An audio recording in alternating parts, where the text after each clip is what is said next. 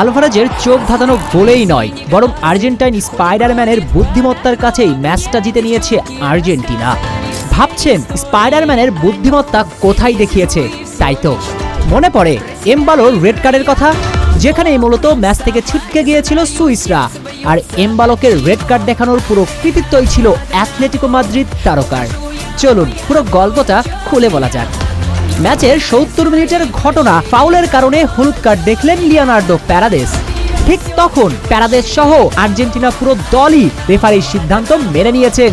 এমনকি খোদ Lionel Messi পর্যন্ত মানসিকভাবে ভেঙে পড়েছেন।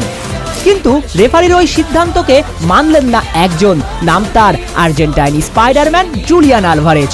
ছুটে আসলেন রেফারির কাছে। এরপর রেফারিকে শতভাগ নিশ্চয়তা দিচ্ছিলেন প্যারাদেসের সাথে এমবালোর পায়ের কোনো কানেকশনই হয়নি। তিনি বারবার রেফারিকে একই কথাই বলতে থাকেন এবং আলভারেজের বিশ্বাসের জোর দেখে প্যারাদেসও একসময় বলেন ভিআর চেক করতে, এবং ভিআরে দেখা যায় আলভারেজ শতভাগ সঠিক। সুইস ফুটবলারকে প্যারাদেস কোনো ফাউলই করেনি, বরং সুইস ফরওয়ার্ড অভিনয় করে রেফারিকে বিভ্রান্ত করেছেন। তাই তো নিয়ম অনুযায়ী দ্বিতীয় হলুদ কার্ড দেখার পর লাল কার্ড দেখেছেন এমবোলো। আর তখনই কার্যত ম্যাচ থেকে ছিটকে গিয়েছিল সুইজারল্যান্ড।